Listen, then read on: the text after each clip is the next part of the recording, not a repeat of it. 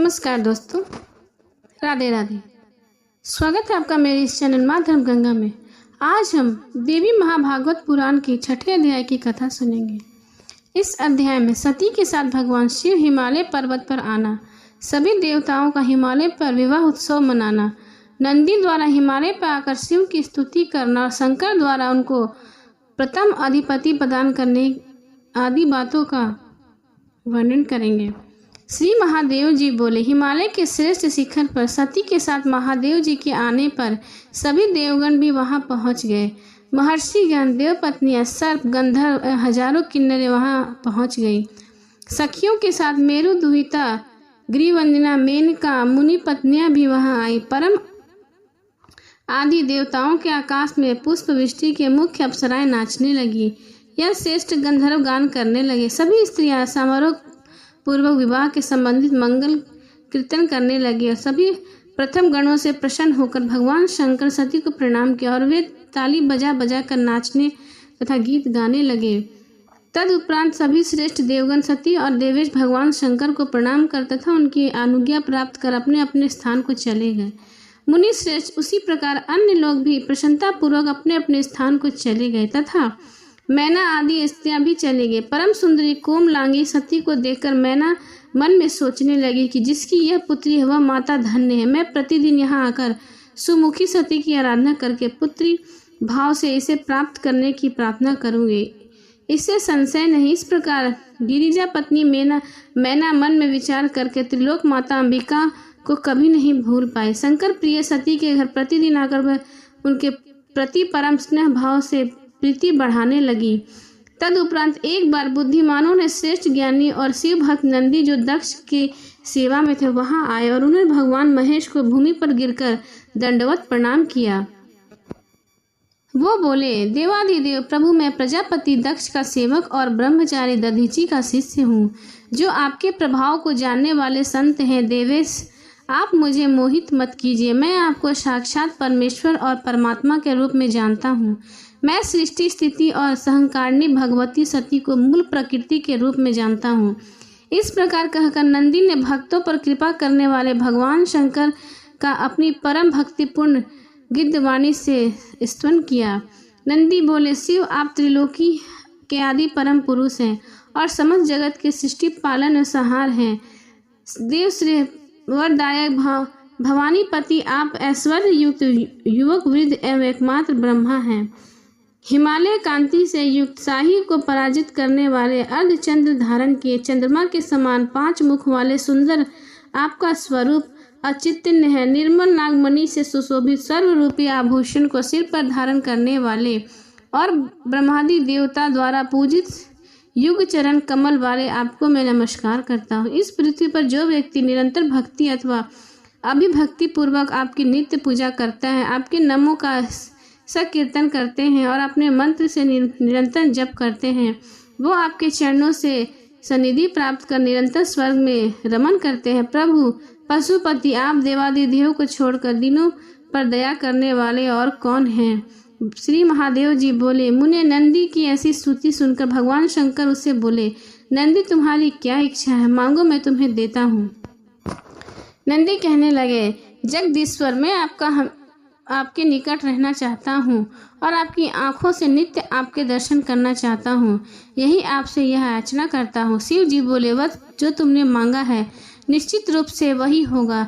अवश्य ही तुम हमेशा मेरे समीप निवास करोगे। पृथ्वी पर जो मानव इस स्रोत से भक्ति पूर्वक मेरी स्तुति करेगा, उनका तीनों लोकों में कभी अशुभ नहीं होगा। इस मृत्यु लोक में दीर्घ काल तक रहकर वह अनंत को मोक्ष प्राप्त करेंगे। महात्मे, तुम मेरे इन प्रथम गणों के अधिपति होकर मेरे इस शिवलोक में निवास करो। नंदी, तुम मेरे प्रिय भक्त हो। श्री महादेव जी बोले, मुनीश्वर, इस प्रकार वर प्राप्त करके भगवान शंकर के प्रभाव से नंदी शिव गणों के अधिपति हो गए। इति श्री 6ठा अध्याय समाप्त। अब 7वां अध्याय। श्री महादेव जी बोले, नारद, भगवान शंकर भगवती सती को प्राप्त कर अत्यंत कामार्थ हो गए और उन्होंने प्रथम गणों तथा महाबलशाली नंदी से कहा, मेरी आज्ञा से यहाँ शीघ्र कुछ दूर जाकर तुम लोग देर तक स्थित हो जाओ। जब तुम लोगों को याद करूंगा तब तुम मेरे लोग मेरे पास आ जाना, मेरी आज्ञा के बिना कोई भी यहाँ कदापि नहीं आएगा। भगवान शंकर का यह वचन सुनकर वे सभी प्रथम गण उनका सानिध्य त्याग कर कुछ दूरी पर स्थित हो गए। महामुनि उसके बाद भगवान शंकर सती के साथ उस निर्जन वन में दिन रात यथारुचि रमण करने लगे। एक बार उन्होंने वन के फूलों को लाकर उनकी सुंदरता बढ़ाने के लिए एक माला बनाई तथा सती को समर्पित कर वह उत्साहपूर्वक उन्हें देखने लगे। कभी वे प्रेमवश खिले हुए कमल की तरह सती के सुंदर मुख को आदर पूर्वक हाथ से सहलाते और कभी इच्छा अनुसार पर्वत की कंदराओं में, कभी पुष्प वाटिका में तथा कभी सरोवर के किनारे रमन करते। इस प्रकार भगवान शंकर सती के अतिरिक्त तथा भगवती सती शिव के अतिरिक्त एक पल भी दूसरी ओर दृष्टि नहीं डालते थे। नारद भगवान शंकर भगवती सती साथ कभी कैलाश पर्वत पर चले जाते तो कभी उनके श्रेष्ठ हिमालय के किसी शिखर पर सती के साथ फिर पहुंच जाते।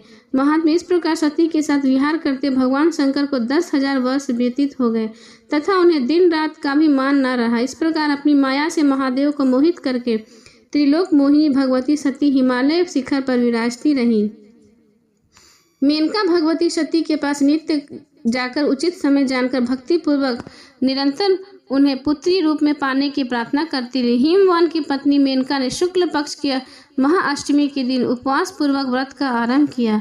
1 वर्ष तक शुक्ल पक्ष की महाअष्टमी के दिन विधि पूर्वक भगवती सती की पूजा करके पुनः अष्टमी के उपवास करके व्रत का समापन किया। तब शंकर की भार्या सती ने प्रसन्न होकर यह अंगीकार कर लिया कि मैं आपकी पुत्री के रूप में अभिभूत होंगी, इसमें कोई संदेह नहीं। सती का यह वचन सुनकर मेनका का चित्त प्रसन्न हो गया। वे दिन रात सती का ध्यान करके हिमालय के भवन में रहने लगी। नारद वे दक्ष अज्ञानवश प्रतिदिन शंकर की निंदा करते थे और शंकर जी भी उन प्रजापति दक्ष को सम्मान का पात्र नहीं मानते थे। मुनि श्रेष्ठ शिव तथा प्रजापति दक्ष के बीच एक दूसरे के प्रति इस प्रकार का महान अभ्युक्त विनम्र हो गया।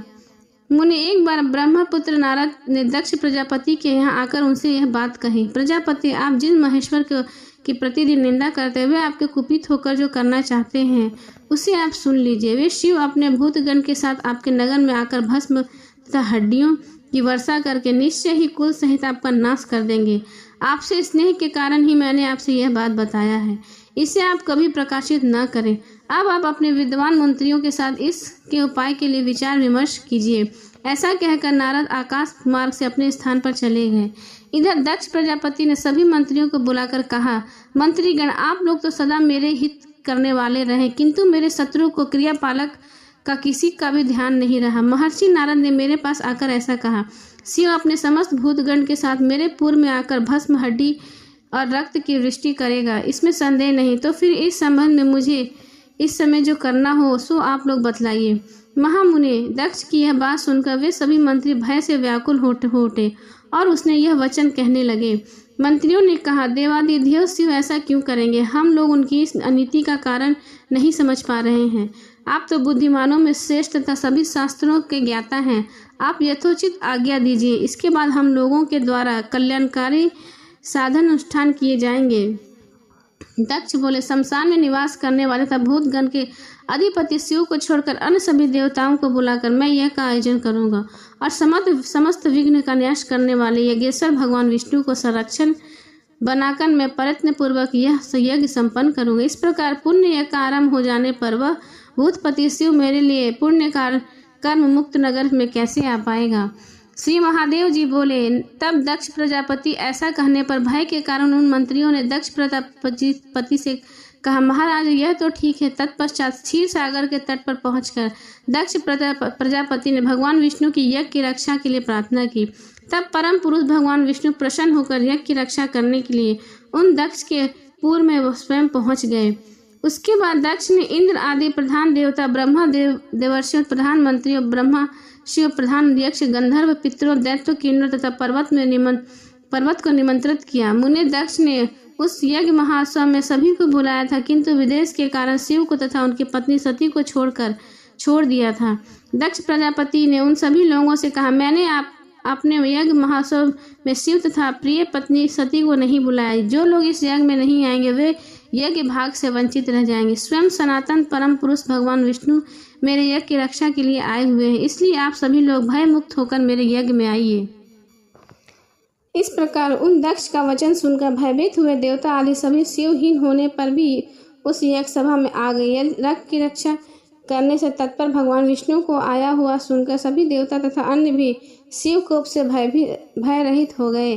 दक्ष ने सती को छोड़कर अदिति आदि सभी पुत्रियों को आदर पूर्वक बुलाकर उन्हें पुष्कल वस्त्र आभूषण से संतुष्ट किया। उन्होंने यज्ञ के निमित्त महान पर्वत के समान अन्न को संचय किया। दूध, दही, घी आदि बड़ी बड़ी नदियां बहा दी। इस प्रकार प्रजापति दक्ष यज्ञ के लिए जो जो वस्तु तथा द्रव अपेक्षित थे उनका संचय कर डाला। उन्होंने रस्म सामग्रियों का सागर तथा अन्य पदार्थों का पर्वत संचय कर दिया। उसके बाद यज्ञ आरंभ हुआ। मुनि श्रेष्ठ, उस यज्ञ में स्वयं पृथ्वी वेदी बनी। यज्ञ कुंड में उधर्व तथा निर्मल सीख वाला धूमहीन अग्निदेव स्वयं प्रज्वलित हुए। जो लोग उस यज्ञ के वेद पाठ के लिए नियुक्त हुए थे वे सब के सब आसन पर विराजमान हो गए। महात्मा यज्ञ की रक्षा करने वालों के स्वामी, जगत के रक्षक आदि परम पुरुष तथा यज्ञ स्वरूप साक्षात भगवान नारायण यज्ञ वेदी का प्रतिष्ठित हो गए।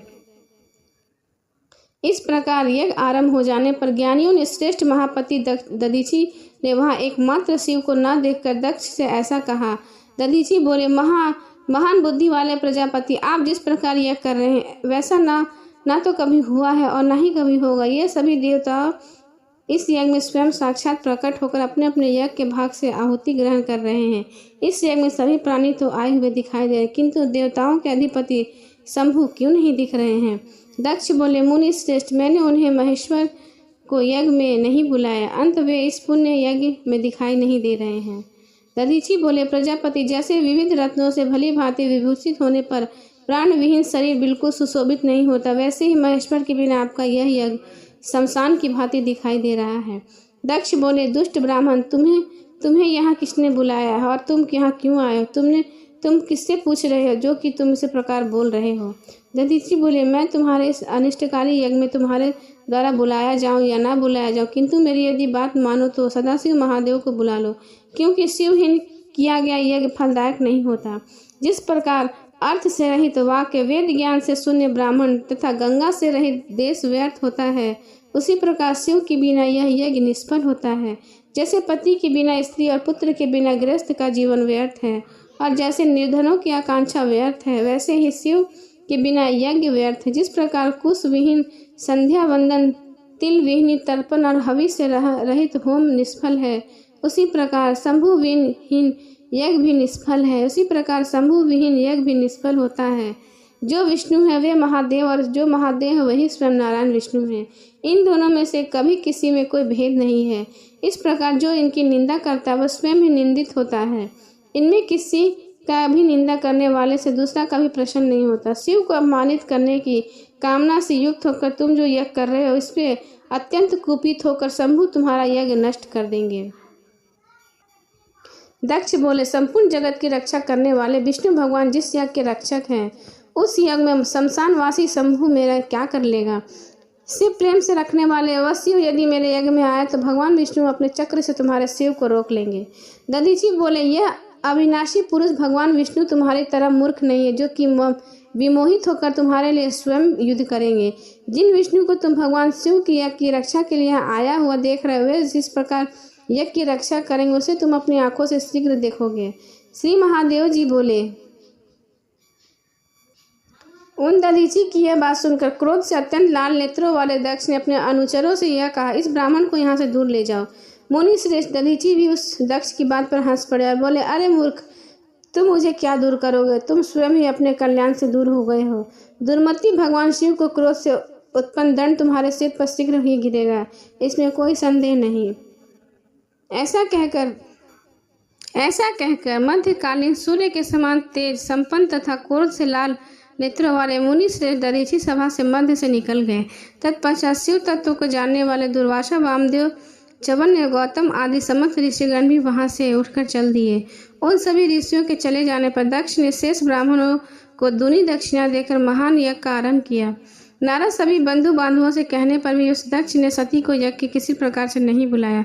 उससे अत्यंत क्षीण पुण्य वाले दक्ष ने उस परा प्रकृति का घोर अपमान कर दिया। दक्ष प्रजापति तो उसी समय महामायारूपिणी जगदम्बा के द्वारा ठग लिए गए। इसके बाद गिरिराज हिमालय पर भगवान शिव के पास विराजमान सर्वज्ञ जगदम्बिका वह सब बातें जान गए और विचार करने लगे।